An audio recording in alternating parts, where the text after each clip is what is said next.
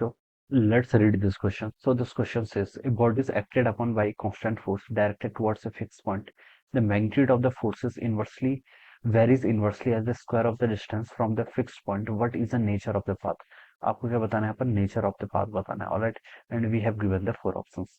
तो देखिए बच्चों, इस क्वेश्चन का की कॉन्सेप्ट आप क्या लिख सकते हैं? The key concept of this question, nature of path लिख लीजिए. क्या लिख लीजिए? Nature of path. This would be the key concept of this question. Nature of बात क्या लगा इस क्वेश्चन का की कॉन्सेप्ट. तो क्वेश्चन में मेंशन किया गया कि body is acted upon a by force. Force लग रहा है by a constant force directed towards a fixed point. एक किसी फिक्स पॉइंट के अलोंग लग रहा है. The magnitude of this forces varies inversely as a square of the distance from the fixed point. ठीक है. फोर्स देखिए आपका इनवर्सली प्रोपोर्शनल है किसके? 1/r स्क्वायर के डायरेक्टली प्रोपोर्शनल है. हम यहाँ पर से बता सकते हैं. ठीक है. फोर्स की यहाँ पर से रिलेशन गिवन करके and it is towards a fixed point. Force का लग रहा है टुवर्ड्स ए फिक्स्ड पॉइंट, किसी एक फिक्स्ड पॉइंट की तरफ लग रहा है. ठीक है.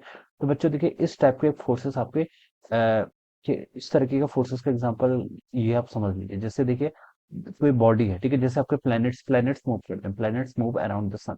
ये मान लीजिए आपका सेंटर पर क्या सन है? दिस इज द सन. ये क्या आपका सन है? यहाँ पर क्या आपका अर्थ है? This is the earth. ठीक है. दिस इज अवर अर्थ. तो देखिए अर्थ और सन के जब इनका जो मोशन होता है. ठीक है. अर्थ और सन के बीच में कौन सा फोर्स लगता है? ग्रेविटेशनल फोर्स लगता है. क्या लगता है? Gravitational force. ठीक है. तो अर्थ पर देखिए सन क्या लगेगा? फोर्स लगेगा towards centre, always towards the centre. ठीक है. अर्थ की डिफरेंट डिफरेंट पोजीशन हो, लेकिन हम बता सकते हैं जो फोर्स लगता है it is always acting towards a fixed point. किसी फिक्स पॉइंट की तरफ लग रहा है. ठीक है. एंड जो फोर्स है इसका जो वेरिएशन है force is inversely proportional to r square. R square की क्या होता है? आपका इनवर्सली प्रोपोर्शनल होता है. ठीक है. तो इस टाइप के फोर्सेस. ठीक है. तो इस टाइप के फोर्सेस में जो आपका नेचर ऑफ पाथ होता है. ठीक है. नेचर ऑफ पाथ क्या होता है आपका? सर्कुलर पाथ होता है. क्या होता है आपका? Circular path. जिसे हम बता सकते हैं इस केस में यहाँ पर से जो ग्रेविटेशनल फोर्स लग रहा है between the sun and earth. ठीक है. इसे हम कैसे लिखते हैं? G into mass of sun into mass of earth divided by R square. R के यहाँ पर मान लीजिए इसके बीच की रेडियस है. ठीक है. तो ये क्या लगता है आपको? यहाँ पर से ग्रेविटेशनल फोर्स लगता है. और ये बॉडी क्या कर रही है? सर्कुलर मोशन कर रही है. तो हम इसको लिख सकते हैं मास of earth into velocity of earth का स्क्वायर डिवाइडेड बाय आर. ठीक है.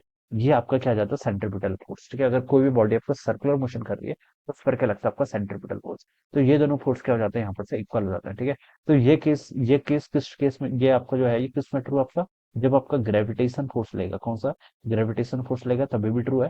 अगर आपका इलेक्ट्रोस्टैटिक फोर्स होता है, जैसे एटम्स होता है, एटम्स में क्या होता है? न्यूक्लियस. न्यूक्लियस के चारों ओर क्या करते हैं? आपके इलेक्ट्रॉन्स क्या करते हैं? रिवॉल्व करते हैं इन द सर्कुलर पाथ और इलिप्टिकल पाथ. हम ऐसा बोल देते हैं. ठीक है. तो देखिए उस केसेस में भी हम बताते हैं जब आपका इलेक्ट्रोस्टैटिक फोर्स होता है. Electrostatic forces again is central force. वो भी क्या है?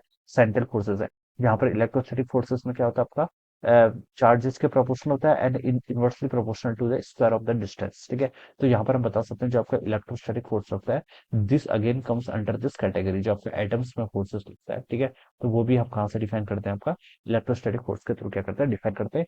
और उसमें भी जो आपका नेचर ऑफ पाथ होता है वो क्या होता है आपका? सर्कुलर होता है. क्या होता है आपका? सर्कुलर.